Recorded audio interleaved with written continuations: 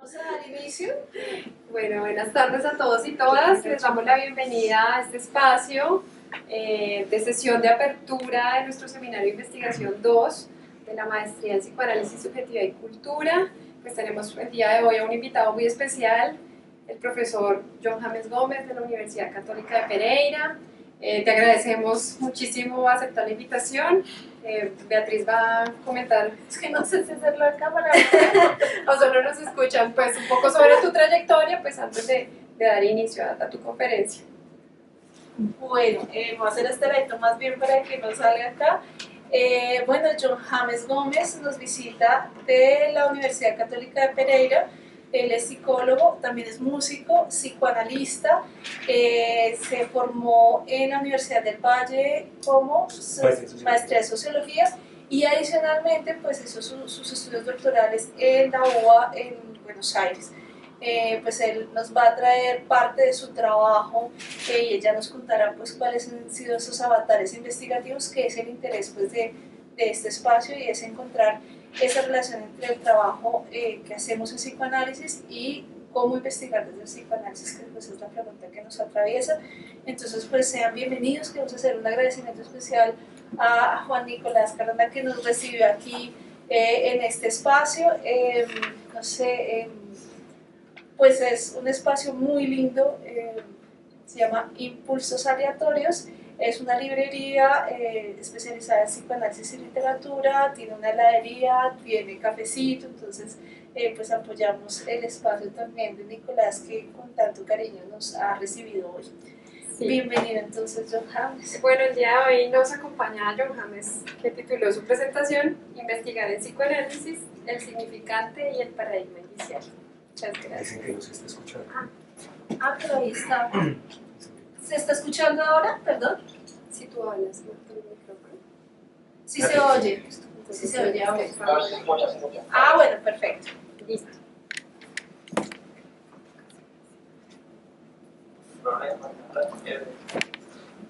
Bueno, muy buenas tardes para todos, para todas. No es bueno empezar a pedir disculpas, pero ofrezco disculpas, porque estoy un poquito disfónico, he tenido una gripa y estoy aún con las consecuencias de ella.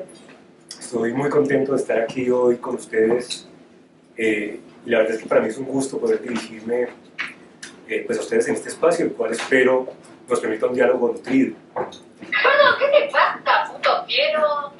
¿Qué es esto? Se puede... Sí, vamos a silenciarlo porque...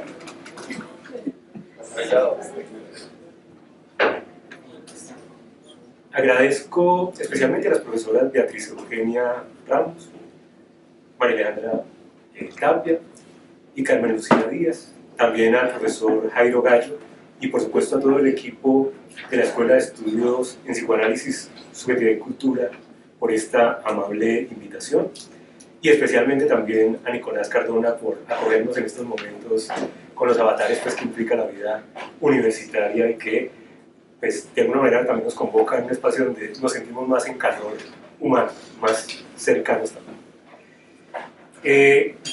Para precisar, voy a hacer la presentación como en 3 momentos. Un primer momento tratando de situar cuestiones como de lo que considero que es ese método psicoanalítico anclado en el paradigma inicial y del significante. Un segundo momento orientado a pensar esas tensiones que allí hay alrededor de lo que Freud genera y cómo eso nos implica un vínculo con otras disciplinas. Y finalmente, presentar un ejemplo de algo de lo que hemos hecho en el marco, por ejemplo, de investigación en el marco de la universidad con respecto a cuestiones de fenómenos sociales desde el punto de vista del psicoanálisis. En ese sentido, abordaré un tema que nos interroga de manera constante y que para quienes desarrollamos parte de nuestro quehacer e incluso elegimos hacer parte de nuestra formación en el ámbito universitario, representa un permanente debate, no solo por el lugar que el psicoanálisis tiene en el concierto general de las disciplinas académicas, y más aún de las feroces críticas que se le realizan desde las ciencias que intentan sostener aún hoy un modelo de ciencia canónica propia del siglo XIX, sino también de los debates intestinos que se dan al interior de los movimientos psicoanalíticos, donde pervive el fantasma de la temible decadencia del psicoanálisis, que lo dejaría reducido a lo que Lacan llamó discurso universitario, y a que se le sociologice o antropologice, o en todo caso, que se abandone su objeto de estudio y fenezca subsumido en otras disciplinas entre las denominadas ciencias sociales y humanas. En mi experiencia, en el marco de las escuelas de psicoanálisis, parecen haberse constituido dos bandos.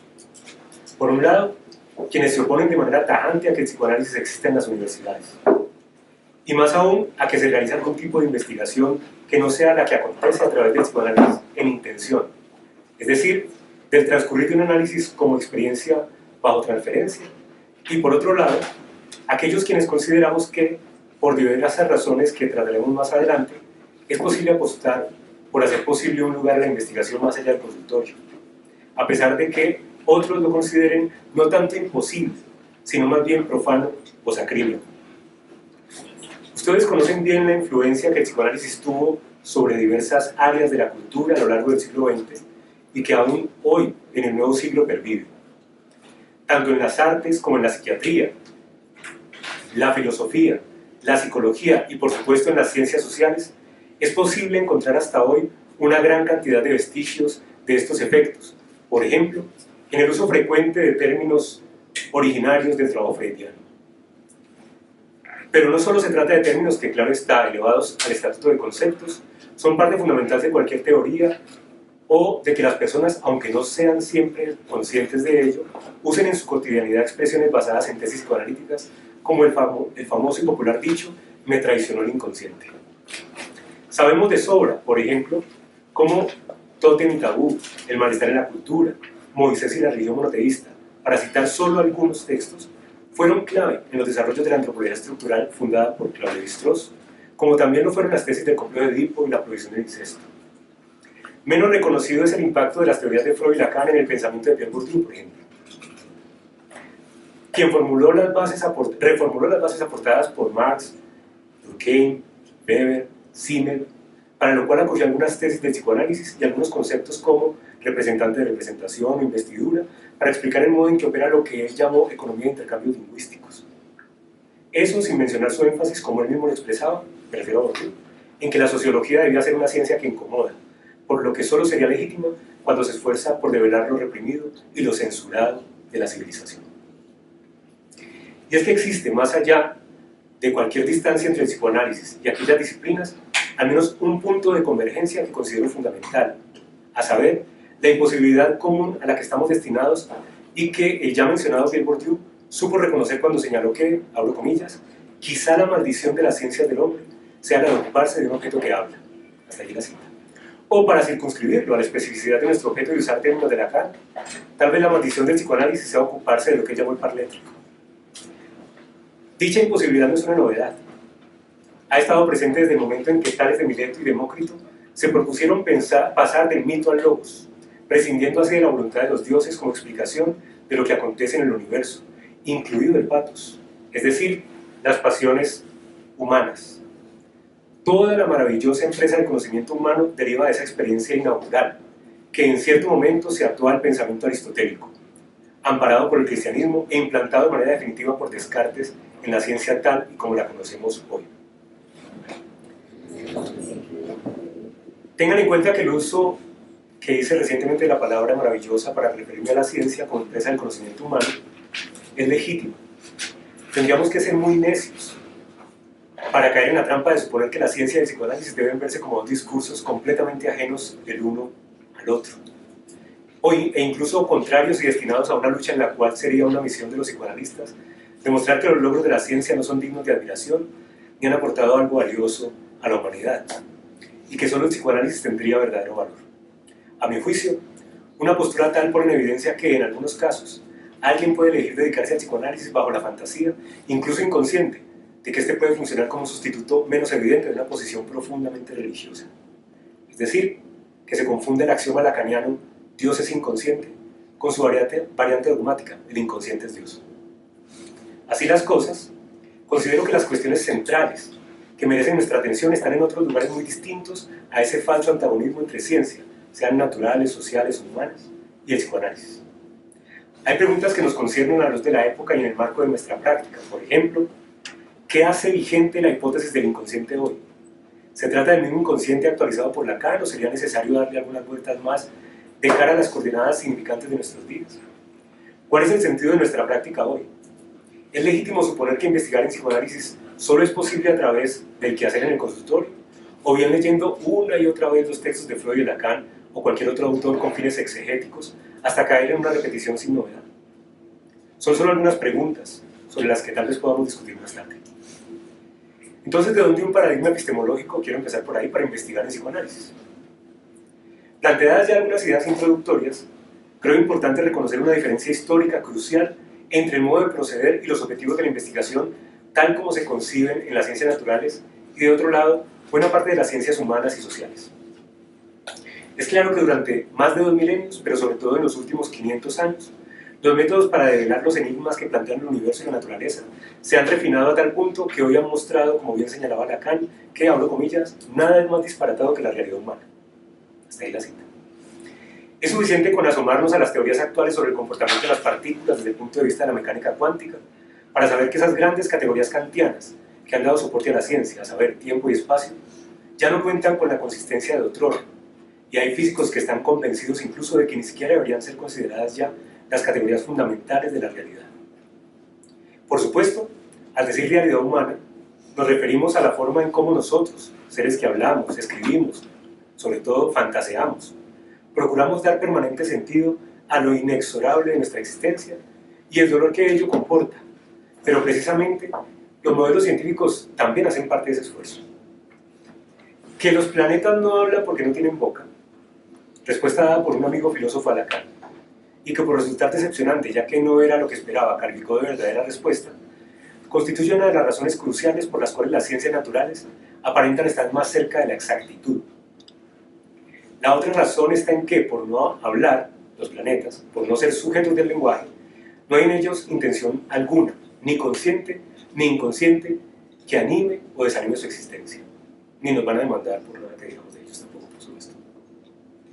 Los planetas, como la mayoría de las entidades de la naturaleza, responden a ciclos o procesos que pueden ser hasta cierto punto calculados y que parecen no cambiar en el tiempo, ni en el espacio, razón por la cual las generalizaciones realizadas a través de inferencias soportadas en modelos matemáticos resultan posibles. Por supuesto, hay límites en ello, y hoy es cada vez más evidente que las leyes generales parecen no aplicar en algunos campos de la naturaleza. Pero vamos a dejar eso de lado en tanto no es nuestro tema. El punto que quiero destacar es que en cualquier caso, somos nosotros quienes hacemos hablar a los planetas. Leemos en medio de la confusión y vamos recortando un texto, tratando de ser lo más rigurosos posibles a fin de producir un conocimiento que dé cuenta de lo que acontece en el universo. En esa labor, la lógica y las matemáticas han sido aliadas fundamentales, sobre todo en aquellos casos en que los ciclos permiten establecer cálculos generalizables, bien sea por inferencias de tipo inductivo o deductivo. Esto hace, por supuesto, que las ciencias naturales puedan predecir no solo el futuro, sino, y perdónenme esta expresión, que a pesar de parecer contradictoria no lo es, pueden predecir también el pasado. Los positivismos derivados de los paradigmas de los siglos XVII, XVIII y XIX responden bastante bien, aunque de manera solo parcial, como modelos epistemológicos, a las necesidades que plantean los enigmáticos escenarios del universo hoy. Pero cuando el campo en el cual intentamos orientarnos en medio de la confusión ya no es el de esos ciclos de la naturaleza, los medios para leer se hacen complejos y la rigurosidad puede ser difícil de sostener. Seguir indicios es algo que no es cíclico y que además depende de intenciones, de las que el mismo objeto en cuestión, nosotros, ni siquiera tiene noticias conscientes. Esto constituye un reto mayor que hacer cálculos matemáticos. En ese escenario, la especulación, la adivinación, la opinión, es decir, cualquier marco de creencia que brinde sentido parece un aliado posible, y discernir cómo formular sentidos con rigurosidad, que además respondan con claridad y suficiencia a ciertos acontecimientos no generalizables, es una exigencia que a veces parece inalcanzable. No somos planetas. Hablamos sin saber lo que decimos, y andamos por el mundo dejando trazos y leyendo trazos, huellas, indicios de los que no siempre somos conscientes, pero no por ello tienen menos veracidad sus efectos que los de la gravedad o la fuerza nuclear débil. Desde el momento en que lo simbólico surgió para nosotros, la pregunta por lo incomprendido y la incertidumbre se tornó imperativa. Entonces, hacer de toda huella un signo se volvió algo natural. Cada pequeño trazo empezó a representar algo para alguien que intentó leerlo y formular sentidos a partir de ello. La filosofía y la ciencia derivan de ese imperativo, de esa búsqueda. Pero como ya mencioné, en el caso de las ciencias naturales, las matemáticas resultaron muy efectivas para producir sentidos y elevarlos a nivel de fórmulas y leyes generales. De otro lado, los mitos, las cosmovisiones, las religiones han encontrado en la sumisión a la creencia, es decir, en el dogma de la fe y las ritualizaciones, la manera de sostener los sentidos formulados cuando no hay rigurosidad ninguna, pero sí claramente una rigidez inapelable. Por cierto, considero que siempre debemos cuestionarnos hasta dónde nuestra relación con el psicoanálisis y también las comunidades de psicoanalistas en las que habitamos realmente se distancian de los ritos y los dogmas de fe. Pensar que el psicoanálisis solamente se puede hacerse en un diván es una idea ritualística, como lo he dicho antes, parte de la idea de la eficacia simbólica. Por supuesto, es algo que también debe interrogarse con respecto a la idea de un único y lineal método científico. En cualquier caso, una de las disciplinas que poco a poco hizo de la lectura de indicios, sin poder recurrir en principio a las matemáticas y sin refugiarse en el dogma de la fe, su modo princeps fue la medicina. Esto es algo muy bien desarrollado por el historiador Carlo Gisborne, en un texto que seguramente ustedes conocen, intitulado Indicios, raíces de un paradigma de inferencias indiciales. Allí demuestra cómo la semiología médica dio origen a un nuevo paradigma epistemológico sin el cual la historia ni el psicoanálisis podrían articular algún tipo de saber sobre lo que, a mi juicio, tomando palabras prestadas del etnólogo francés Marc Augé, sería posible llamar el tiempo en ruinas. No hay modo alguno en que la historia o el psicoanálisis puedan predecir el futuro. Tampoco lo hacen la antropología o la sociología, aunque en el caso de la última, la sociología, a veces podamos servirnos de la estadística para realizar cálculos probabilísticos, a fin, por ejemplo, de proyectar el comportamiento de variables sociales, como las tasas de natalidad. Tampoco hacemos predicciones sobre el pasado, y menos aún sobre el origen primigenio de las cosas. Pues como sabemos, la causa que nosotros buscamos es una causa que está perdida. Y a partir de ese principio, de reconocerla como perdida, es que tenemos la única posibilidad de triunfar en dicha causa. Por supuesto, como hijo de su tiempo y preso de los ideales científicos que lo agobiaban, Freud intentó poner algo en el origen, una causa primera, como el Big Bang, ¿cierto? Como el mito del Big Bang. Para él su mito fue primero el trauma, luego el Edipo, luego la represión originaria, y así muchos otros que decidieron para huir de lo que Guy Legafé llamó la evicción del origen, la forclusión del origen, el rechazo del origen. Sin embargo, Freud supo orientarse muy bien para no desfallecer en su esfuerzo por formular un método de investigación que estuviera acorde al objeto de su descubrimiento. Por esa razón, aunque en su obra encontramos abundantes intentos de establecer bases biológicas para lo inconsciente y para la pulsión, la clínica siempre lo obligó a guiarse por otros rumbos plagados de indicios hechos de una materialidad distinta a la physis, en el sentido aristotélico, y de los principios asociados a ella. Esa otra materialidad de la que Freud empezó a ocuparse, lo saben de sobra ustedes, es la del lenguaje, que por supuesto ya había sido abordada en términos físicos y lógicos por otra escuela antigua, que es la del estoicismo antiguo, y que el filósofo Émile Blayet rescató en su investigación publicada en los años 50 en un libro intitulado La teoría de los incorporales en el estoicismo antiguo. Un librito que Lacan consultaba con frecuencia, y del cual extrajo claves cruciales, por no decir plagió, las bases para el objeto A y el registro real. Un librito que además él nunca dijo que tenía, no era muy conocido, y se supo luego pues, que tenía ese A bajo la manga. ¿Puedes repetir el nombre del libro? Sí, el libro se llama La teoría de los incorporales en el estoicismo antiguo. Hay que decir que Lacan en un momento sí dijo que el objeto era su única invención. Luego, en prefacio a una tesis, presentando una tesis de una colega suya, dice que no, que en realidad ese es el descubrimiento de los estoicos. Y en realidad toda la física y la lógica lacaniana están basadas en la física y la lógica del estoicismo antiguo. No hay novedad en ese sentido en Lacan. Más que el hecho de haber leído a Breillet en los años 50, fue cuando el libro se publicó, el libro de Breillet se publicó en 1950, más que haber sido el único psicoanalista que lo leyó en ese tiempo. En la física estoica, de la que nos estamos refiriendo, pasa lo siguiente: dos cuerpos, al contrario de lo que plantea el principio aristotélico de la impenetrabilidad. Recuerden que en Aristóteles dos cuerpos no se pueden juntar en uno solo, continente, contenido y la relación de esos cuerpos. Agua es contenido, botella es continente.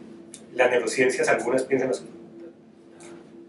relación con el cerebro de esa manera, cerebro sería como el continente, que es el hardware, y el software sería el contenido, que es lo que le va ingresando al cerebro, digamos, información, ¿cierto? Y se va configurando. A diferencia de lo que pasa en esa lógica aristotélica, en la lógica estoica, dos cuerpos sí pueden fusionarse. Cosa que ya demostró en estos tiempos la fusión atómica. Además, en la física del estoicismo antiguo, el alma no es inmaterial, es una materialidad constituida por el lenguaje. Entonces, dicen los estoicos, alma y organismo pueden fusionarse. O sea que eso no lo dijo primero Lacan, lo dijo primero los estoicos.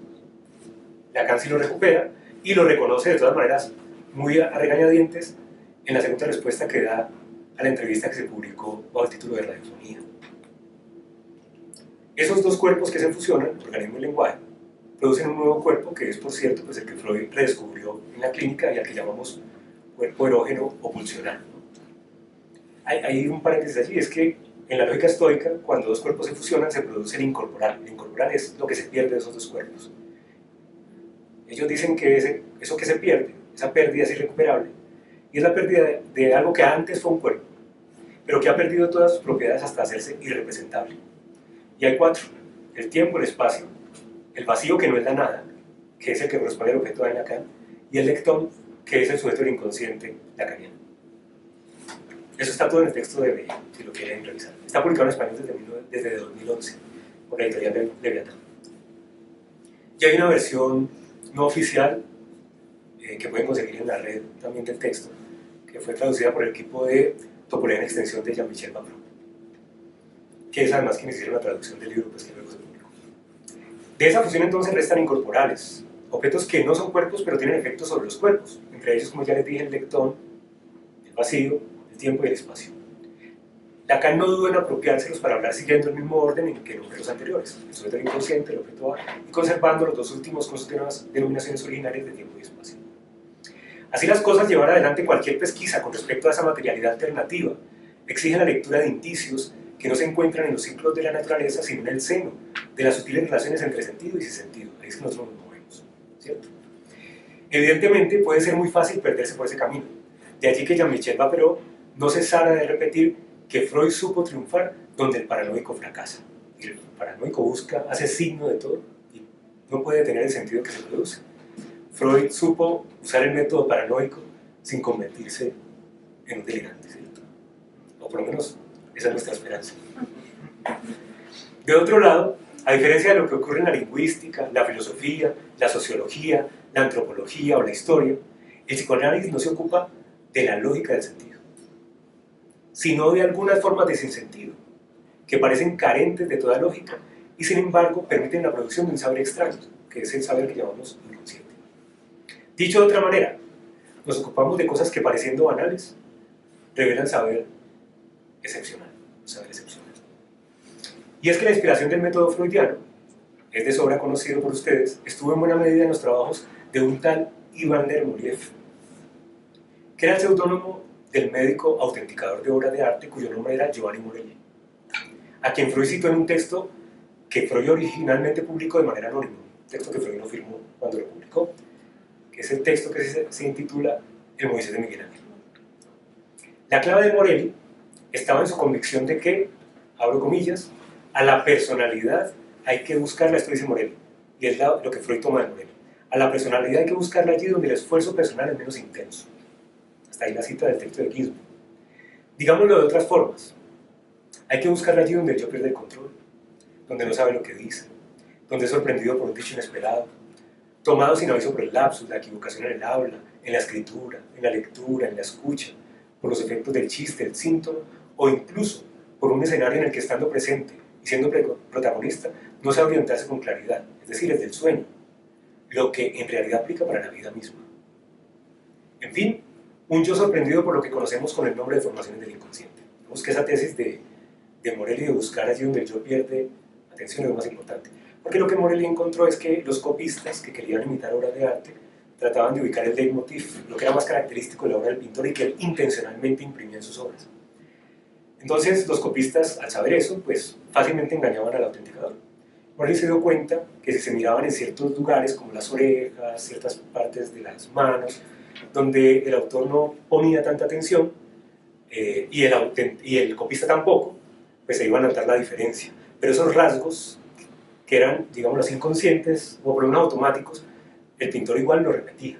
Morelli hizo todo un decálogo de orejas, manos y otras partes del cuerpo, justamente para establecer cuáles eran esos criterios de autenticidad de varios autores, entre ellos uno del que ya vamos a hablar, que es Botticelli.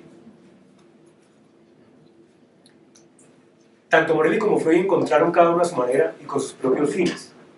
Morelli buscando indicios en las curvas de las orejas, la forma de los dedos o de las manos, y Freud en la formación del inconsciente, las condiciones propias de sus métodos, en lo que, siguiendo la terminología socidiana, ya Lacan llamó significante.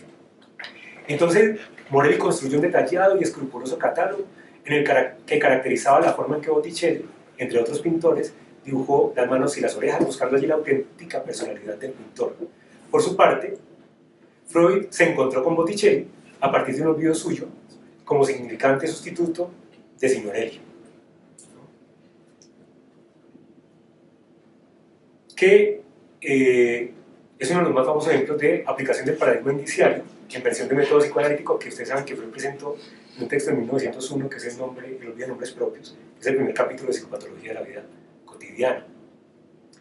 Creo que conocen el ejemplo al que me refiero, y aprovechándome de ello, sin entrar en los detalles del contexto y la historia narrada por Freud, que es muy interesante, si no la conocen vale la pena que le den una leída, quiero hacerles notar el modo en que se puede establecer a través de los mecanismos psíquicos de condensación y desplazamiento, que eran las dos operaciones que Freud ya un año antes en el plan de los sueños había ubicado como las operaciones fundamentales del inconsciente. Es como a partir de los mecanismos psíquicos de la condensación y desplazamiento, la producción de una cadena significante puede traducirse en una asociación de pares ordenados a partir de los indicios subyacentes. Les pido que traten de seguir paso a paso esta operación que les propongo. Primero nombren todo lo que pueda traducirse como señor con la letra X. Recuerden que Freud olvida el nombre de un pintor que es Luca Signorelli. Freud había estado, termino contando la historia, esto se va a alargar, Freud había estado en la catedral de Orvieto viendo los frescos y iba en un viaje con un interlocutor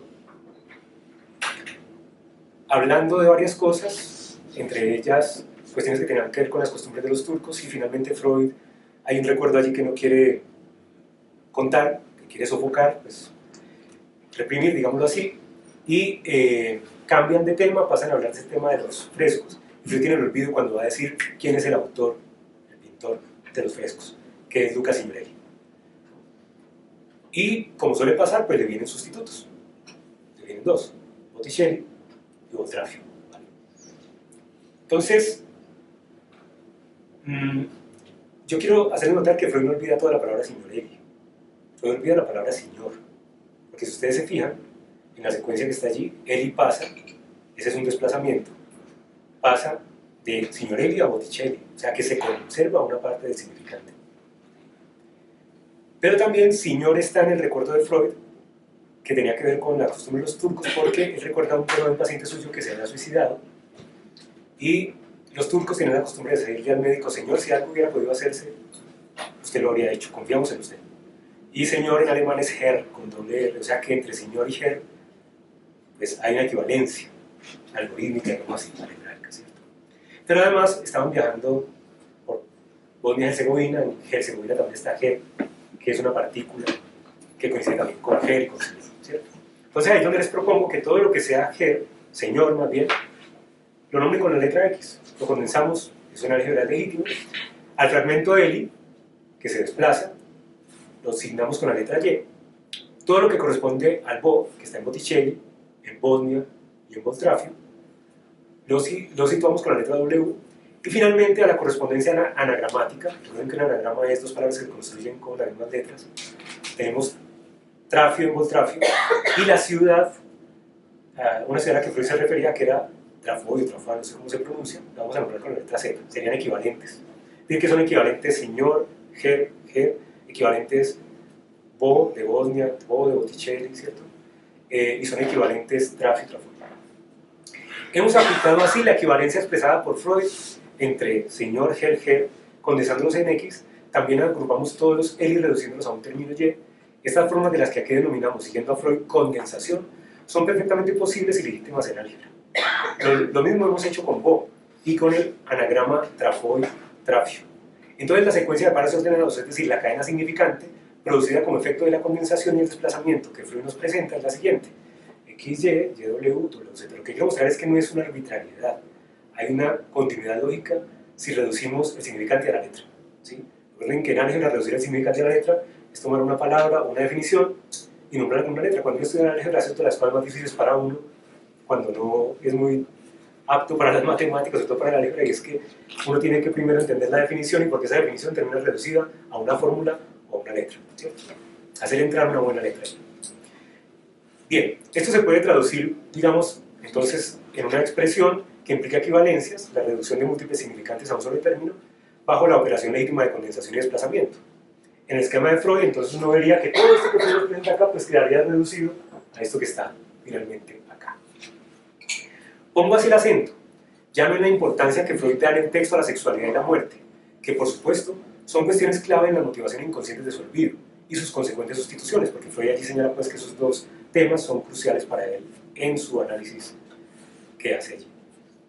Sino que voy a poner el acento, o puse el acento en este caso, en que los indicios se organizan y constituyen una cadena dotada de orden lógico gracias a la continuidad, la vecindad y el orden, que son propiedades topológicas que operan a nivel del significante y que se expresan en el movimiento de los términos comunes en el paso de un par al otro.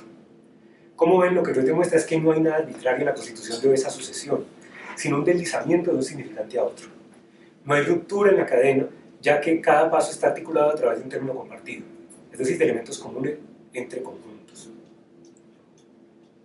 Entonces la cadena no se define por el contenido temático, por lo que significan las cosas, sino por su estructura, aunque sí sean relevantes los temas, los contenidos temáticos, para poder decir algo sobre las motivaciones inconscientes, según las llama Freud en aquel tiempo, pero que sabemos son en realidad preconscientes, como él mismo lo reconocerá años más tarde. Además hay otro tema que Freud no nos dice, y es que Freud tiene una continuidad significante con Signorelli, porque eso se llama signo,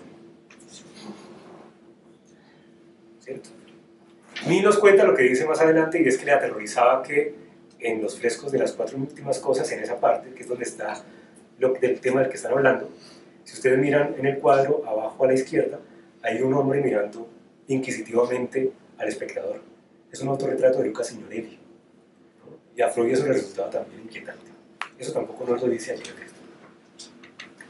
Vemos así como los indicios dan cuenta del modo en que el inconsciente opera según una estructura que no es la del sentido, sino del encadenamiento que se produce por las operaciones de condensación y desplazamiento, cuestión que Freud había descubierto y declarado ya en su texto de 1900, La interpretación de los sueños. De allí que investigar en psicoanálisis no implique, por ejemplo, contabilidades o frecuencias, pues no se constituye como significante la palabra que más repite la persona. Sería como, entonces, en el inglés sería the, ¿cierto? El artículo. O el modismo que use más, cierto, tenemos que hacer estadística de eso, sería el significante. No es eso, no es la frecuencia, no es una cuestión estadística. Ni en reducir o deducir algún sentido realmente verdadero de los dichos de la persona, como si fuera algún tipo de revelación, o adivinación, o inspiración, menos aún en ayudarle a la persona a entender o comprender lo que no sabe que quiere decir, o en darle información a fin de que pueda con eso cambiar su manera de ser o de pensar, lo que sería en realidad algún tipo de pedagogía o psicoeducación. Mucho menos explicar la teoría psicoanalítica, que ¿no? Es que tienes un Edipo sin resolver, como todo el mundo. Y luego explicarle qué es el Edipo. Cuando investigamos en psicoanálisis, seguimos los indicios para tratar de recortar un texto, como cuando leemos, tratar de leer un texto confusamente y ver cómo recortamos cositas para ir organizándolo. Ese texto que Freud denominó inconsciente. Y esos términos operan asociativamente con otros y van produciendo cadenas. A partir de allí producimos supuestos de saber que solo pueden ser interpretados de manera relativa a la posición del sujeto con respecto a ciertas premisas inconscientes con las cuales suele orientarse, enfrentado a la repetición de cadenas simbólicas. Esa repetición de las cadenas simbólicas marca las coordenadas que orientan la dirección de la pulsión, que a su vez repite el fracaso perpetuo del encuentro fallido con el objeto.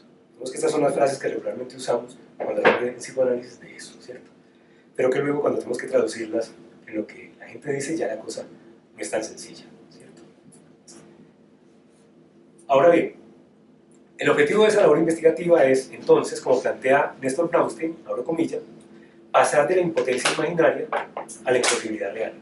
Es decir, que allí donde todos estamos buscando un sentido último que responda a las preguntas más fundamentales de nuestra existencia, y que es a lo que se dedican otros discursos, por ejemplo la religión, y nos vende plenitud, completitud y certeza, y a lo que jamás vamos a llegar realmente. La investigación psicoanalítica apunta a seguir indicios que señalan la posición del sujeto a fin de reducir dicho sentido hasta el descubrimiento de algo que para él no significa nada. Recuerden que a mí, por ejemplo, una de las definiciones más interesantes de Lacan sobre el significante me parece esa: un significante es aquello que no significa nada. Me parece que en términos clínicos es más valiosa que cualquier otra, porque eso nos hace entender, por un lado, que el hecho de que la persona hable no quiere decir que la estamos entendiendo, porque si no significa nada, hay que tomarla justamente es por cómo él va construyendo algo con eso y no porque hablamos el mismo idioma y nos entendemos con las palabras. Y que incluso, si una persona habla otros idiomas, pues algo puede introducirse en la cadena significante. A propósito de la obscenidad, voy a poner un ejemplo. Estaba fuera del programa, pero de un sueño de un consultante mío que me cuenta que está soñando con su novia, que están en la habitación de él y que están a punto de tener relaciones sexuales. Que al lado de su mesa de noche hay, al lado de su cama hay una mesa de noche y hay un frasco de mermelada. Y que él destapa el frasco con mermelada, cito textualmente, saca la mermelada con la mano, dice, le unto la mermelada en la cuca, la palabra que él usa, ¿no? Y luego cuando voy a lamer la mermelada, siento asco y me despierto. Una de las recomendaciones que hace Freud es pedirle a la persona que cuente el sueño más de una vez, porque eso implica poder ver qué aparece o qué desaparece, qué hace continuidad, dónde se ubica algún aspecto que pueda resultar interesante. Y él vuelve y lo cuenta. Vuelve y dice, estoy en la habitación con mi pareja, al lado de la cama hay una mesa de noche, hay un frasco de mermelada, tomo el frasco de mermelada, saco la mermelada, la unto con la mano, cuando voy a lamer la mermelada siento asco y me despierto. Entonces yo un poco impaciente, este es un caso que tuve cuando estaba recién empezando a hacer clínica en el año 2003 más o menos, un poco impaciente con mi propia hipótesis y en ese sentido un poco apresurado le dije, ¿usted sabe francés? Y me dijo, sí, yo estudié en colegio con lengua francesa desde niño, luego estuve haciendo 2 años en Francia de estudio y tal. Bueno, vuelvo a encontrar el sueño. Entonces arranca a contarme el sueño otra vez. Estoy en la habitación con mi pareja, está la mesa de noche, agarro un frasco de mermelada, saco la mermelada con la mano, le unto la mermelada y cuando voy a lamer la mermelada, y ahí paró, ya no terminó de contar el sueño. Ya no llegó al punto en el que decía, siento asco y me despierto. Se queda un rato en silencio. Yo no lo apresuro, y después de un rato hace como que va a decir algo, ¿no? Pero vuelve y se calla. Yo digo, no, tranquilo, continúa. ¿Qué me iba a decir? Dice, no, es que me da vergüenza. Yo espero. Y me dice, es que cuando ya usted me preguntó lo del francés y yo volví a contar el sueño, y cuando ya dije, voy a lamer la mermelada, escuché otra cosa. Yo le dije, así que escuchó. Escuché la mermelada, la madre melada. La madre melada, la cuca, dice él. Entonces, dice él, es horrible, con razón siento asco. Entonces uno podría decir, entonces la mujer que estaba ahí era la mamá. No, ese es el punto, no. La cuestión es que entonces yo le pregunto, bueno, ¿y usted esto que ha descubierto ahí cuando cuenta esta versión del sueño, qué le hace pensar? Le dice, no, pues lo que me hace pensar es que yo he tenido muchas novias con las que he tenido muy buena química sexual, pero justamente esta con la que tengo el sueño, y en el sueño siento mucho deseo por ella hasta que me despierto por el asco, no, con ella no. Pero la diferencia está en que todas estas otras que yo deseaba mucho, mi mamá la detestaba. En cambio esta, ¿no?, del sueño, es una mujer a la que yo no deseo, pero mi mamá dice, ella es mi reemplazo. Ella sí puede seguir cumpliendo mi labor en este mundo. Entonces, claro, no es la mamá, es la mujer del deseo de la madre. Y él consigue esta mujer para dársela a la madre. ¿Sí? Por eso digo que es el tema de la cadena significante. ¿Sí? ¿Por qué digo que me apresuro? Porque si yo no le pregunto algo del francés y él sabe francés, eso va a hacer clic más adelante. ¿Sí? Pero bueno, uno a veces tiene esas influencias y a veces funciona y a veces no, y cuando no funciona pues hay que ver a uno qué pasa con la propia mermelada, a ver qué es lo que ocurre. ¿cierto? Ese es un ejemplo que no estaba pues como contemplado, pero ya que, si ya vimos lo que vimos, el ejemplo pasa. El sentido entonces resulta un artificio dotado con el rasgo de lo que Platón llamó un farmacón. El sentido es al mismo tiempo veneno y antídoto. Recuerden que eso es lo que quiere decir ese término farmacón, del que viene fármaco. Curiosamente, esa llegada a la imposibilidad lógica real del sentido no resulta desalentadora para uno como analizante o para las personas cuando descubren que un significante no significa nada, sino liberadora. Si un significante no significa nada, cualquier generalización, cualquier premisa mayor que oriente mi padecimiento, entonces se revela como una protonpseudos. Es decir, como una premisa mayor falsa. Así la llamaba Aristóteles. En la medida en que aspiran a la generalización por la cual todos los elementos de una categoría, entiendan categoría también como conjunto, estarían sometidos a esa generalización. Y ahí es donde esa premisa fracasa. Dicho de otra manera, no hay conjunto de todos los conjuntos, salvo que ese conjunto se contenga a sí mismo. Proposición que conocemos, en palabras de Bertrand Russell, como paradoja del conjunto universo, ¿cierto? Entonces cada vez que decimos todas las mujeres son iguales, todos los hombres son iguales, ¿cierto?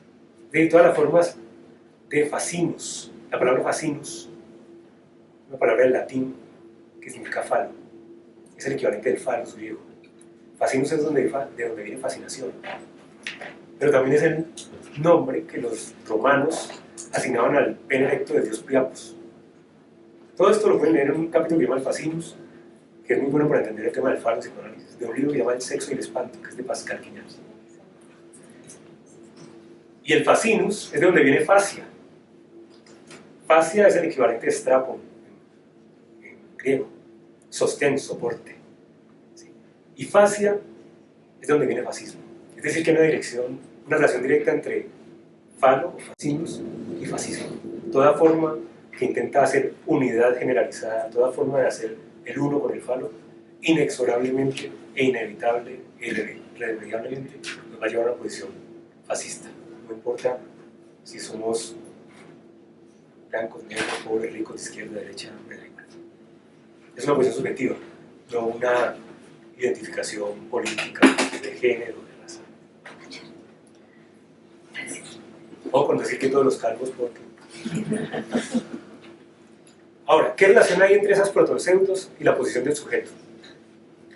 Desde muy temprano en su proyecto de psicología para neurólogos, Freud se había referido a la protonpseudos. Dedicó 2 apartados. En esta ocasión me voy a referir sobre todo a la primera, en la cual presentó una viñeta de una paciente a la que llama Emma. Seguramente la recuerdan, tenía una fobia que le impedía salir a la calle y particularmente ir a una tienda que quedaba cerca de su casa. A mi juicio, esa viñeta pone de manifiesto la intuición nada ingenua de Freud a propósito del valor lógico de las palabras y las proposiciones cuando se trata de lo psíquico. Tal vez todo ello muy a pesar de que una intuición como esa lo distanciara significativamente del tratamiento de lo psíquico, que en aquel marco de una época en la que reinaba el positivismo científico lo impulsaba a desarrollar sus teorías buscando los enlaces entre grupos de neuronas y por lo cual anticipó la sinapsis 3 años antes que Shellington. Le llamaba barreras de contacto. Dicho de otra manera, mientras Freud se cepilla sus preconceptos como neurólogo para intentar esclarecer la manera de los enlaces entre grupos de neuronas, hacía posible una explicación de lo psíquico. Él encontró más bien una genética textual. Ese es un término que me gusta mucho, que es de un investigador argentino que se llama Mauro Vallejo. Una genética textual sobre los dichos de sus pacientes y que lo orientaban hacia el reconocimiento de una estructura constituida por enlaces entre palabras. Es decir, es finalmente el inconsciente estructurado como un lenguaje del que habló Lacan, ¿cierto? En su presentación del caso, Freud dice que se había averiguado que la compulsión histérica, aquí cito, proviene de una peculiar variedad de movimiento, de formación de símbolo, y nos cuenta pues de las defensas de Joy y demás. Pero yo quiero poner acento sobre lo siguiente. Si ustedes recuerdan, Emma, a pesar de que siendo mayor fuera acompañada con una niña más pequeña, igual sentía el miedo. Freud decía, no es un miedo objetivo, hay algo allí que ya no pasa ni por cómo se vestía, ¿no? Pero Freud encontró que había ciertas palabras que ella enlazaba. De hecho, Freud, allí en una de las imágenes que traía, está el esquema que Freud coloca, que es un esquema topológico donde marcan los círculos que son conscientes y otros inconscientes. Esta es la escrita que Freud pone allí. Es una pequeña topología significante que Freud hace. Pero Freud ubica palabras que son claves. ¿Y qué dice Freud? Dice Freud que risa es la palabra, diríamos, insignificante que siempre nace entre las dos escenas que Emma cuenta, porque recuerden que hay una a los 8 años y otra a los 12 años. Ahora bien, Freud se orientaba entonces con coordenadas lógicas que implicaban la condición de proximidad, entendidas por las relaciones de identidad y diferencia. Esto es un pequeño establecimiento de lógica a partir de identidad, diferencia, vecindad, proximidad, orden y continuidad, que son todas propiedades lógicas y topológicas. O sea, Freud hacía topología a su manera también. Esto le permitió hallar el movimiento que desde el segundo tiempo de la escena de los empleados despierta el contenido latente del primero, que era la escena del pastelero pues, que le había pellizcado a Emma los dientes. Y por lo cual ella se reprochaba haber ido por segunda vez, como si ella hubiera querido propiciar el atentado. Pero, ¿en qué quiero poner el énfasis? Si tomamos el término de protonpseudos y pensamos en la lógica aristotélica, ustedes saben que hay 19 tipos de silogismos planteados por Aristóteles, de los cuales el más conocido por nosotros es el que se conoce como tipo Dari, con doble I al final y latina. El tipo Dari, además, lo han ejemplificado muy frecuentemente hasta el cansancio con esto de todos los hombres son mortales, Sócrates es hombre, Sócrates es mortal, ¿cierto? Yo diría, eso es cierto, es decir, que esa premisa mayor es verdadera. Pero si decimos todos los cisnes son blancos, la cosa ya no funciona tan bien, salvo que supongamos que cisne y blanco son categorías abstractas que no tienen ningún vínculo con la realidad, que es la excusa de Aristóteles para quitarse de encima la protonpseudos. ¿Sí? Pero imaginen, piensen también que cuando hablamos, nosotros decimos yo soy tal cosa. Entonces la relación entre el sujeto y el predicado en la lógica aristotélica siempre se establece por la cópula ser. Es decir, lo que califica al sujeto nunca es una cualidad, en realidad, sino algo que hace parte de su identidad. Eso nos llevaría a cosas muy locas. El árbol es verde. Entonces si es verde, es árbol. Si no es verde, no es árbol. Esa es la característica de los protonpseudos, que una premisa mayor nos lleva a una protonpseudos, una premisa falsa. Eso también se lo criticaron a Aristóteles los estoicos. En la lógica estoica ellos proponen no decir el árbol es verde, sino el árbol verdea, que es en griego un simbama, un acontecimiento al sujeto, del que el árbol puede ser verde, ¿no? Esa es una premisa muy importante del psicoanálisis porque sabemos que el sujeto no es, sino que acontece. Hay algo que acontece. Así nunca lo identificamos a la parte. Pero si decimos todos los hombres son mortales, todos los hombres ya nos hacen entrar en un conjunto tal. Lo que encuentra Freud es que en el caso de Emma produce un silogismo tipo Dari, con la cual arma una fantasía que determina su signo. Y el silogismo es el siguiente. Este sí se los extraigo yo del texto. Todo quien ríe atenta. El empleado ríe, por lo tanto, el empleado atenta. Todo el que coincida con risa y empleado atenta. ¿Se entiende? ¿Qué es un fantasma? O una fantasía en términos de Freud. Una frase de gramática fija e inequívoca. Pegan a un libro. ¿Qué es el fantasma? Según Lacan. Es la castración propiamente dicha, articulada gramaticalmente en una frase. De la misma frase de Freud, pero metiéndole la castración. Un fantasma es una acción. Eso es. Una frase de gramática fija e inequívoca. Cada sujeto tiene los suyos, no uno, varios. Y en relación a esos axiomas, en los cuales ha constituido ciertas protonpseudos, pues toma posición. Y eso lo podemos escuchar a una persona en consulta, pero también a veces lo encontramos cuando escuchamos a las personas en otros lugares. No quiere decir que podamos operar de la misma manera. Y no quiere decir que porque lo escuchemos afuera podemos intervenir sobre eso. Pero no quiere decir que no lo estemos escuchando. ¿Sí me hago entender en ese sentido? Esto para pensar también el asunto de que habría algo que podemos captar, ¿no?, de la relación del sujeto con su posición, con eso que le acontece, más allá de lo que él puede determinar conscientemente, pero que lo empuja siempre al mismo lugar. Bien. Aquí ya les hice un resumen de eso porque está muy largo. Entonces, si nos ubicamos en nuestro campo, el psicoanalítico, lo que hace falta la premisa es que pues, nosotros nos orientamos por otra lógica que no es la del todo, sino la del no todo. Y esa es la excepcionalidad nuestra. Hacer entrar allí donde está el axioma que completa, que da totalidad, la interrogación. Y parte de nuestra intervención desde el psicoanálisis tendría que ver con eso. Es como interpelamos esos axiomas para poner agujero ahí donde el sentido parece estar completamente determinado, ¿cierto? Entonces, eso lo hacemos a partir de lo que el significante nos va mostrando. Y en ese sentido, el significante del paradigma indiciario constituyen las claves cuando investigamos el psicoanálisis, ya que nos orientan hacia la pregunta por la posición del sujeto con respecto a lo que lo interpela, desde esa impotencia imaginaria que en muchas ocasiones él interpreta de sí mismo en relación con el otro. Por ejemplo, la impotencia de Emma frente al hombre que va a tentar porque es rico. Bien. Todo esto nos muestra que en el psicoanálisis no se trata de la inducción, la deducción y la inferencia que nos lleva a una generalización a partir de hechos, sino de otra de las formas de generación de conocimiento y de saber que Charles Peirce trabajaba además de la deducción y la inducción, que es la abducción. Y que escuchamos con frecuencia, que es parte del psicoanálisis, y que tiene que ver con formas de inferencia que son conjeturales, es decir, que tienen un cierto rasgo heurístico, creativo, y que hay que mantener en vilo permanentemente. Por supuesto, nosotros sabemos que incluso hoy muchas de las inferencias que se hacen en física, en lógica, también son abductivas. No todas logran llegar a la precisión de lo inductivo y lo deductivo, y no todas llegan a generalizaciones. Pero finalmente, el psicoanálisis, ese es el punto fundamental. Finalmente, si nos referimos a la conjetura, hay que tener en cuenta que la conjetura no es susceptible entonces de cálculo exacto. Pero hay una diferencia por lo cual para nosotros eso es más valioso, y es porque nosotros no nos ocupamos sino de algo que en matemáticas se conoce como singularidad esencial. Hay varios tipos de singularidad matemática, pero hay una en particular que a nosotros, en nuestra práctica, desde el psicoanálisis y en la investigación en general del psicoanálisis, nos debe interesar, y es la singularidad esencial. Es la que se entiende como aquello en donde las reglas habituales fallan, de tal modo que la función, como la función en límites, f de x, tiene un comportamiento impredecible y no se aproxima a un límite definido. Dicho de otra manera, aquello que no es susceptible de cálculo. Por eso que se nos demande calcular no tiene sentido. No porque nuestro objeto finalmente no es observable, medible, no responde a esas categorías.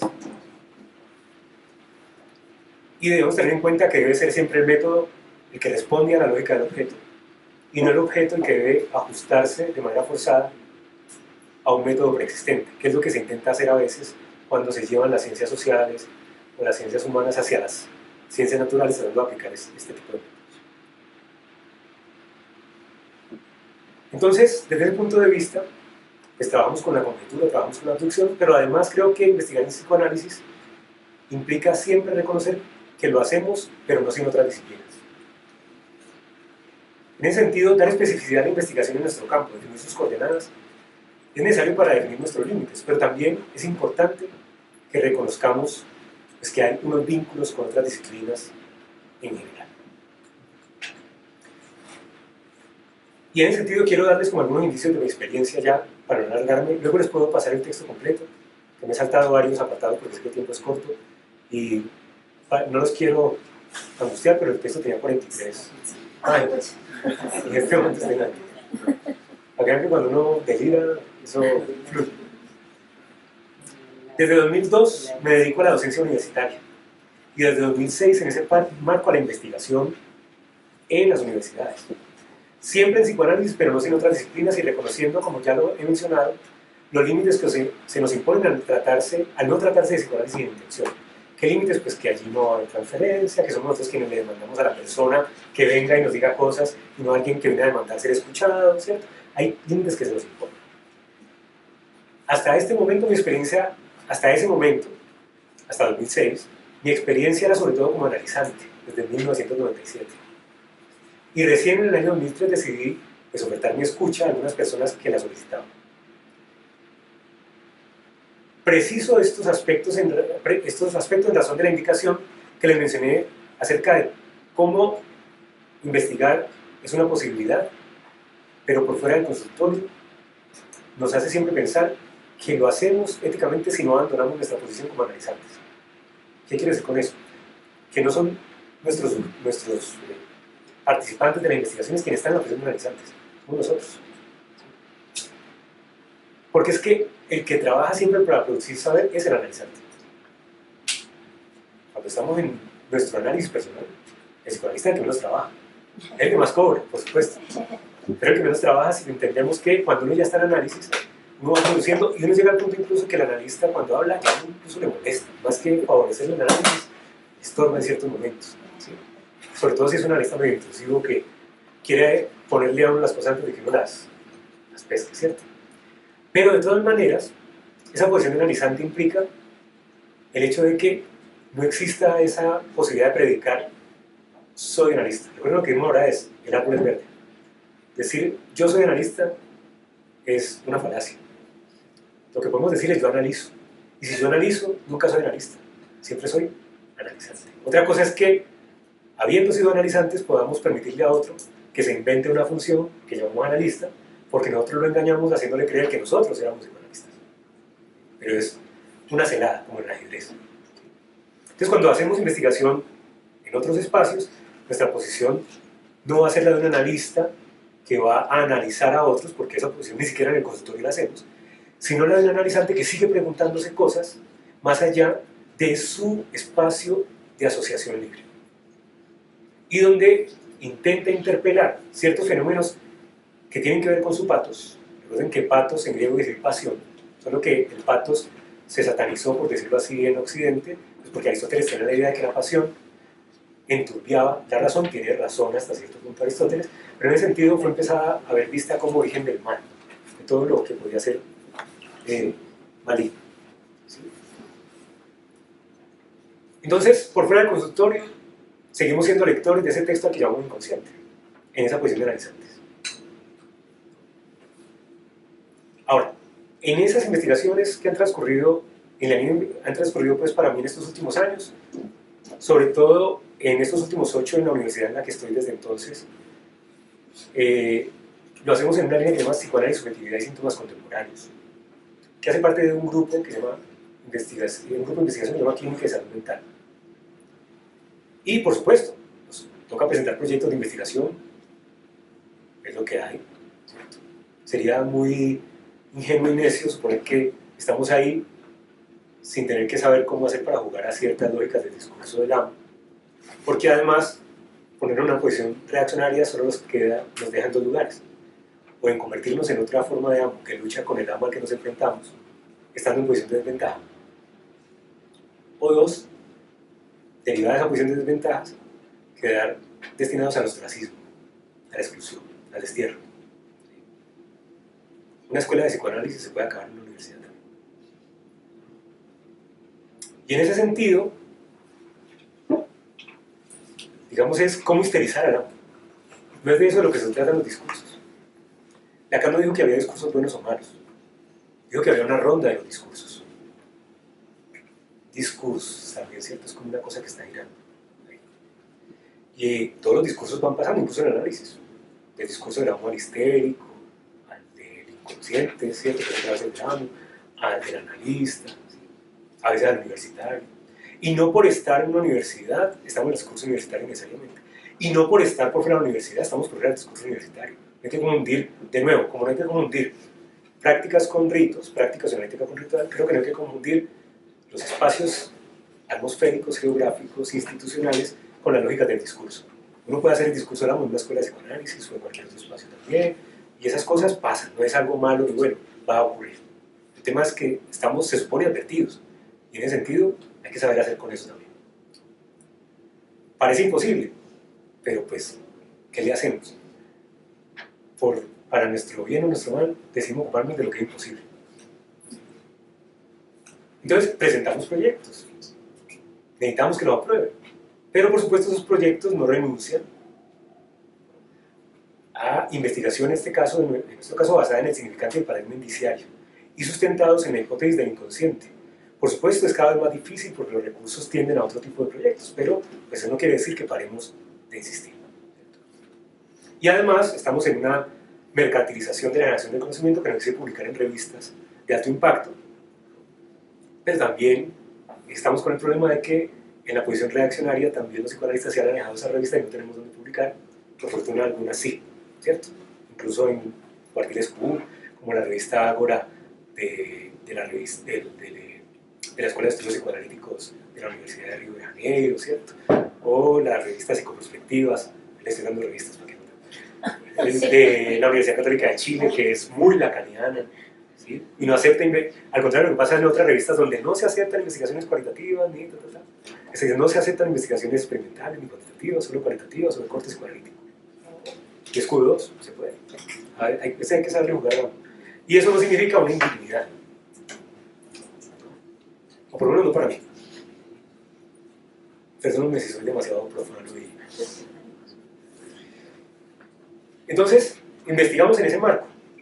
Pero por supuesto, lo hacemos con los límites que ya les mencioné que eso implicaba. Entonces quiero cerrar como con un ejemplo muy sencillo de algo que hemos hecho, y es, en nuestro último año hemos trabajado con desvinculados del conflicto armado. Desvinculados y desmovilizados. Desvinculados, sobre todo con aquellos que lo hicieron porque desertaron, que recuerden que los desvinculados a veces son forzados, los atraparon, ¿cierto? Y no hicieron parte del proceso de desmovilización pactado entre las FARC, por ejemplo, y el Estado a partir del acuerdo de paz.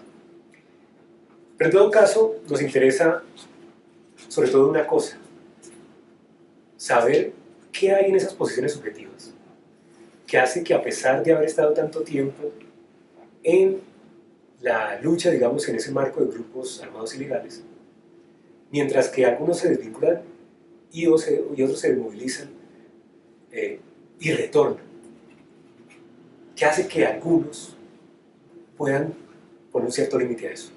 ¿Qué pasó en su historia que subjetivamente los llevó a ingresar y en otro momento a ponerle un límite a eso y a salir de allí? Ese es nuestro interés, ¿cierto? Eso no va a producir necesariamente un análisis, no es nuestra intención, pero sí hay efectos muy interesantes, y es que, derivado de lo que aquí pasó en esas entrevistas, algunos de ellos terminaron analizándose, por ejemplo, como decisión propia. ¿Sí? Entonces, este primer ejemplo que les doy, y el único, aquí hay dos, pero luego, en realidad esta parte de los ejemplos ustedes lo encuentran en artículos que ya hemos publicado por ahí, pero quiero rápidamente contarles de este. Es una entrevista que fue realizada a un hombre que estuvo durante 18 años haciendo parte de las FARC-EP, y que en esa organización alcanzó una posición de mando medio y de estratega militar. Provenía de una familia campesina y durante la adolescencia se incorporó a ese grupo guerrillero. Justamente en sus dichos encontramos lo que subjetivamente le permite hacer esta elección, así como la elección de dar paso a la vida civil después de la firma del acuerdo de paz. Si bien él sostiene que no hubo reclutamiento forzado, es decir, él dice que él fue por voluntad propia, hay que saber también cuál es el lugar de nuestro discurso. Y desde los discursos oficiales se encuentra que esta guerrilla sí lleva a cabo, por supuesto, reclutamiento forzado, y él era un adolescente. Por lo tanto, legalmente, aunque él haya ido por voluntad propia, en términos jurídicos, no subjetivos ni psicoanalíticos, fue un reclutamiento forzado. ¿Se entiende la diferencia? Hay que poder diferenciar en qué nivel del análisis estamos en un cierto momento.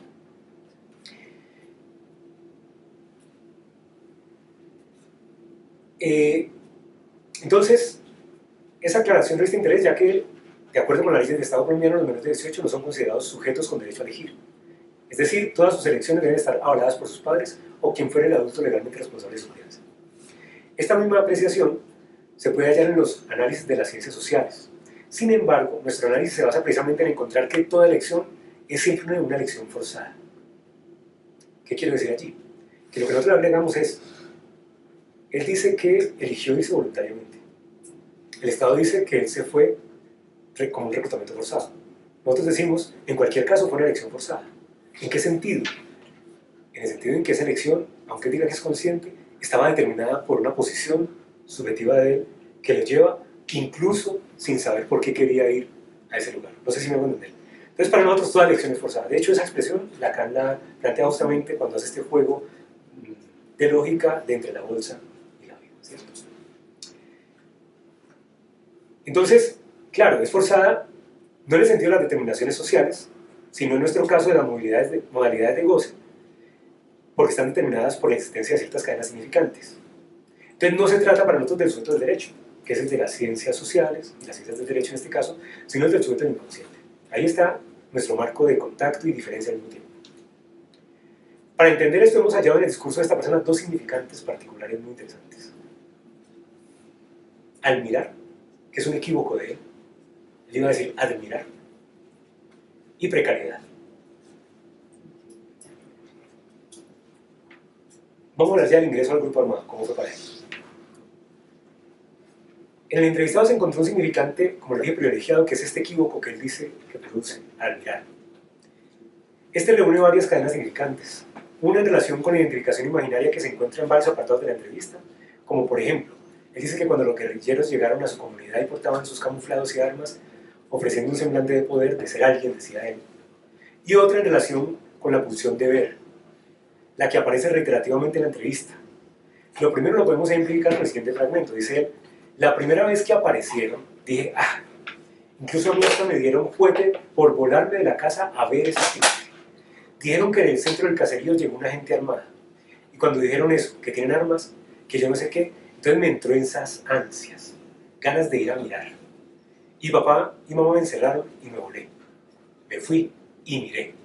¿Cierto? Es decir, aquí hay una cosa incipiente que él nos dice, después de estar un rato en la entrevista, y es que él sintió ansias. Él no sabe por qué. Algo lo empujó a ir. ¿A qué? Él quería ir a mirar. En principio era todo lo que él quería hacer. Él no dijo, esa gente tiene unos ideales políticos, o tiene unos ideales sociales, o esa gente son un grupo ilegal, o son matón, ¿no? Algo le produjo fascinación. Recuerden lo del fascinus que tienen antes. Fascinación es lo que se desea con la mirada, en principio. Entonces, las ansias, ganas de ir a mirar, dice, aparecen en su dicho relacionadas con las armas de las que eran portadores esos hombres, al punto de transgredir el intento de sus padres por impedir que fuese a mirar. Se trata de unas ansias que se le imponen, es decir, que no pasan por la reflexión de la conciencia, sino por un empuje como a buscar una cierta satisfacción de ver. Un goce que la mirada procura ante aquello que le resulta fascinante.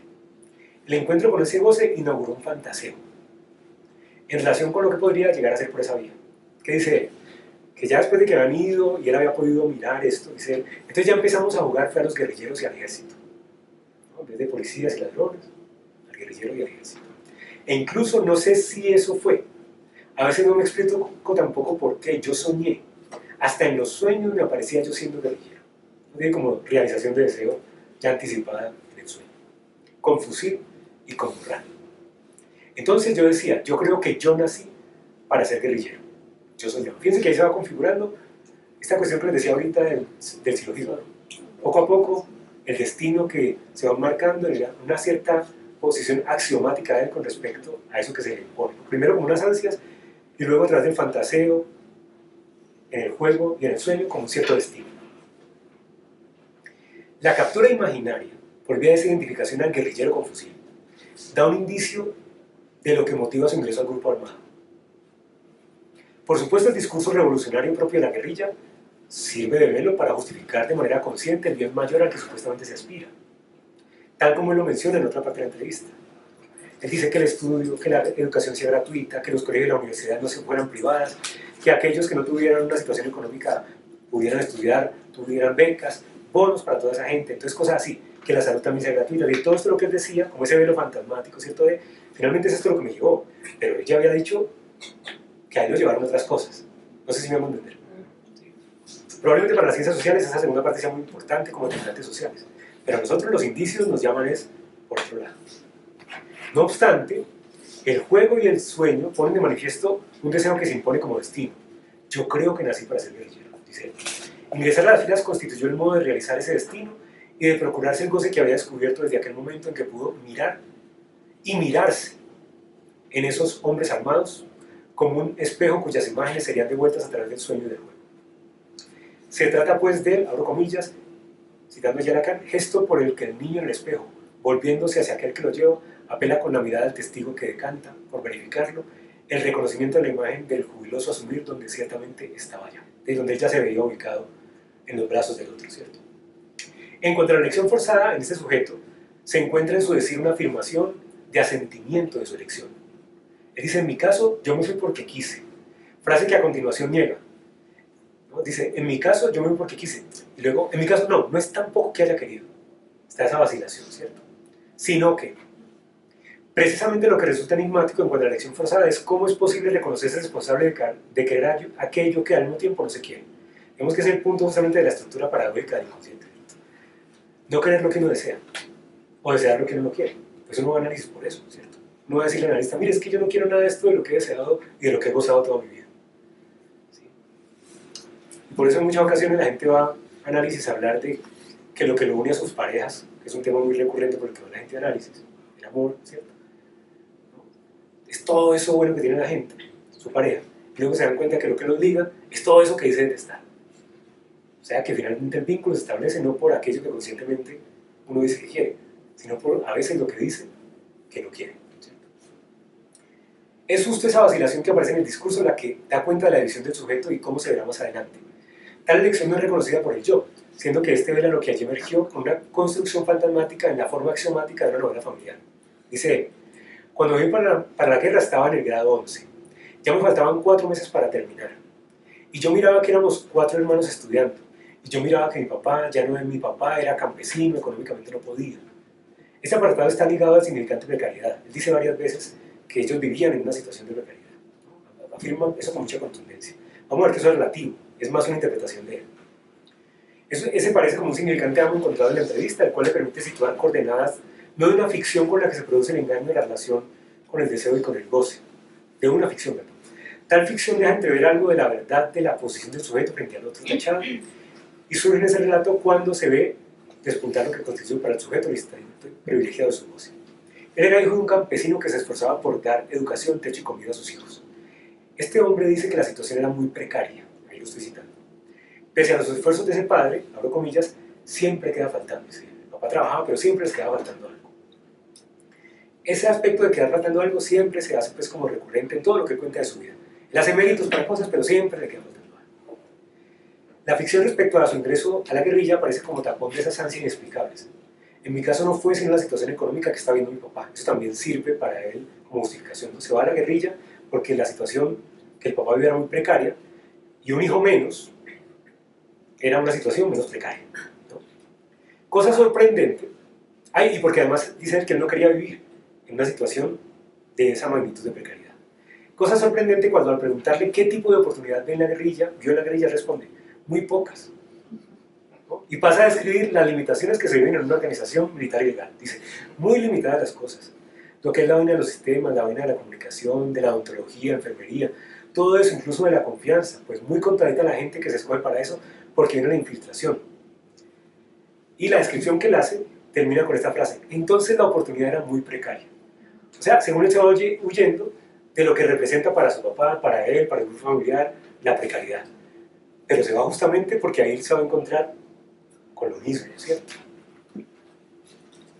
Entonces precariedad es un significante que hace nudo con ese significante al mirar que les decía que él comete como equívoco, y ambos se ligan además al hecho de que él desea ser alguien en la vida. Hacerse un ser, dice, pues según sus palabras nunca fui nada, lo que tampoco es de todo cierto.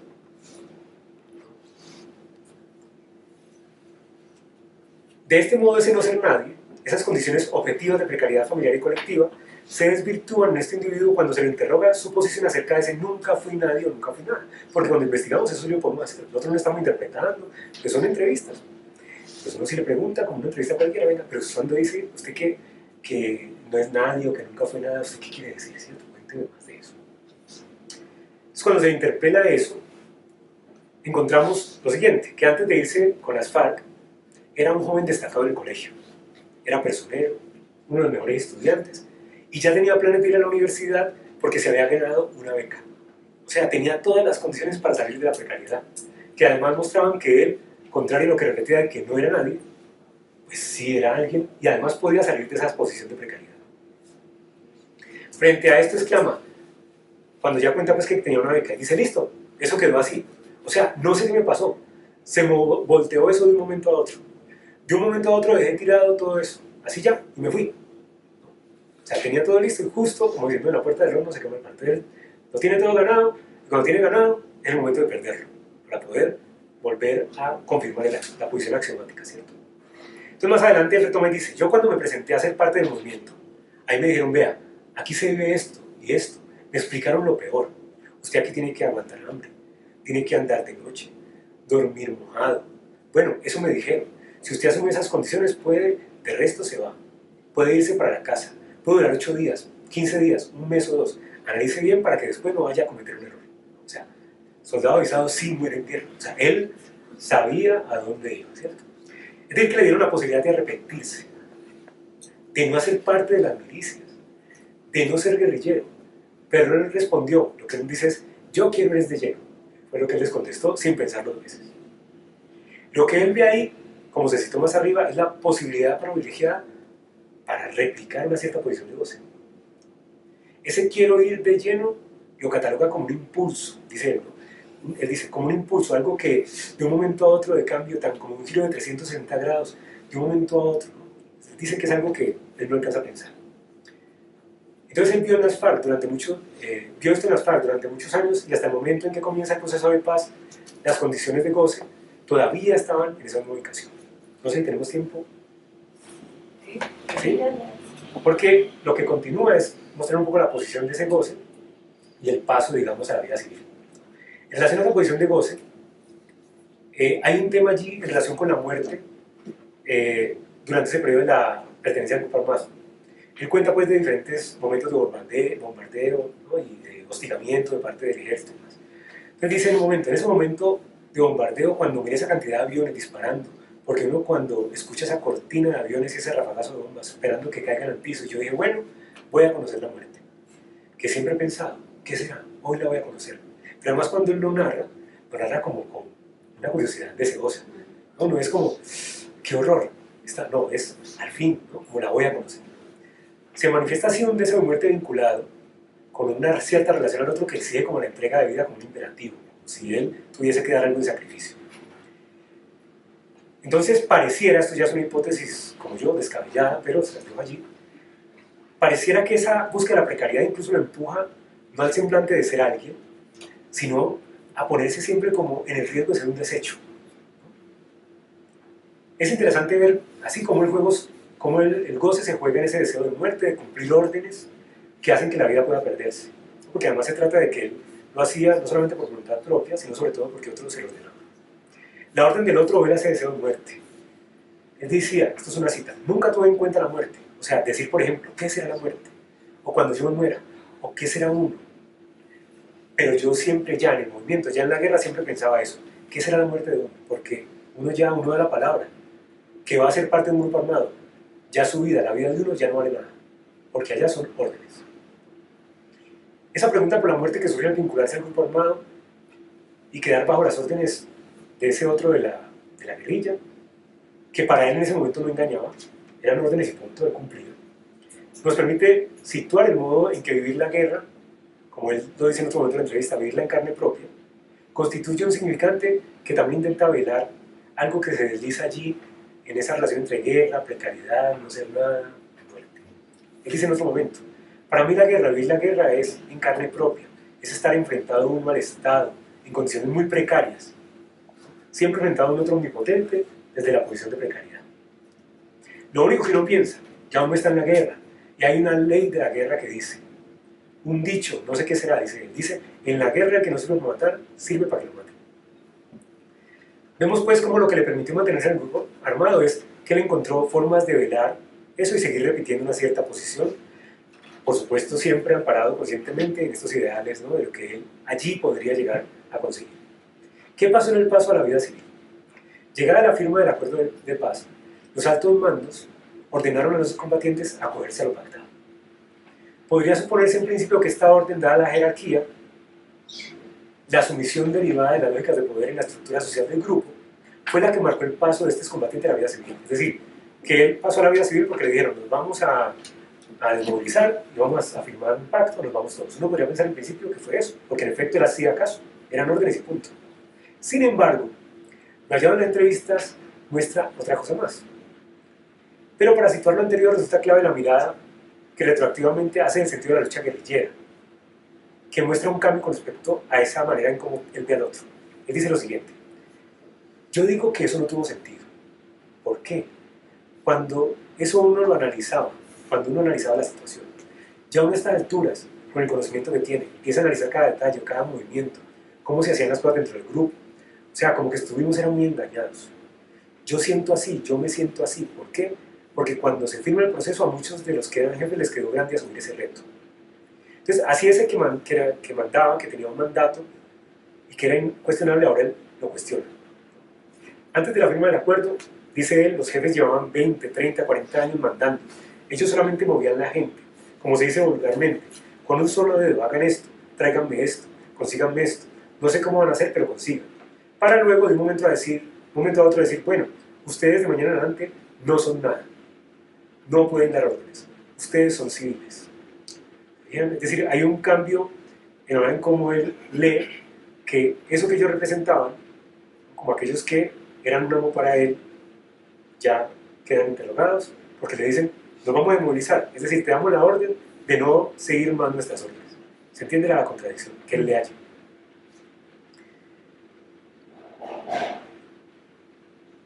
Entonces, dice él, les quedó grande asumir ese reto. Se expresa así el paso de dictar un mandato a no ser nada, que recuerden para él también algo inquietante, esto de no ser nada. No solo porque su posición era de mando medio, él en las guerrillas, por más precario que estuviera, era un mando medio, era alguien hasta cierto punto, sino también porque, según decía, se había unido al grupo armado con una oportunidad de ser alguien en la vida. La caída de ese otro representado de los significantes que representaban los ideales del grupo armado, ahora ya inconsistente, fue lo que marcó su paso a la vida civil. Firmado el acuerdo, quienes se acogieron fueron enviados a las zonas veredales transitorias de normalización, en las cuales el Estado colombiano brindaba las condiciones necesarias para el proceso de transición. La permanencia en ellas no era obligatoria, y quienes elegían abandonarlas seguían siendo parte del proceso de reincorporación y normalización, pero el seguimiento de las garantías de seguridad brindadas son más precarias. Entonces miren lo que pasa. Sobre ese paso el excombatiente dice, el problema mío de la salida de la zona, porque él, cuando ellos le dicen que ya él no puede mandar a nadie más, y ellos ya no son los que mandan, él dice que se va, ¿no?, de la zona transitoria. El problema mío de la salida de la zona, yo después de que se hizo el proceso de paz, ellos querían seguir manejando la vida militar lo mismo. Ajá.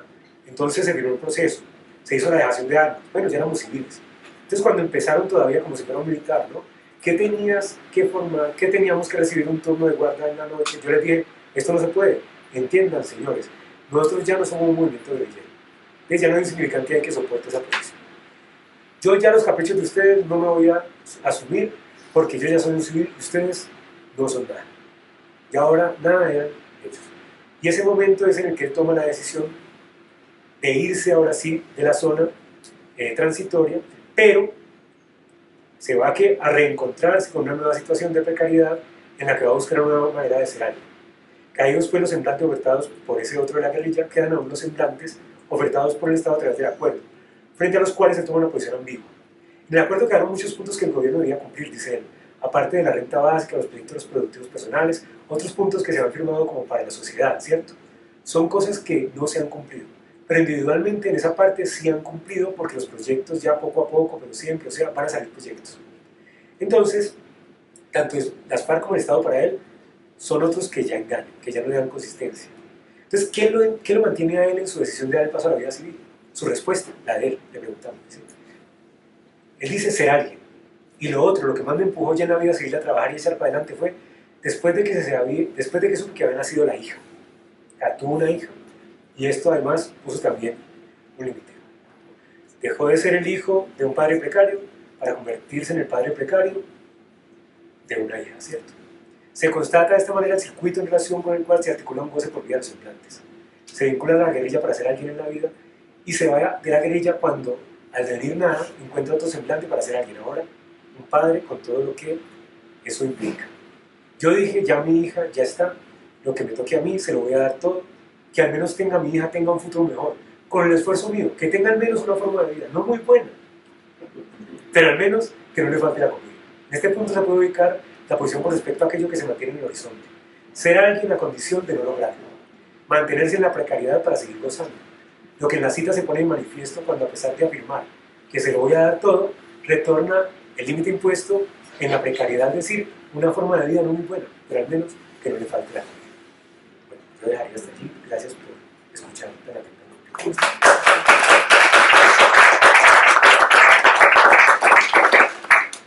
Muchas gracias, No, James, por tu presentación.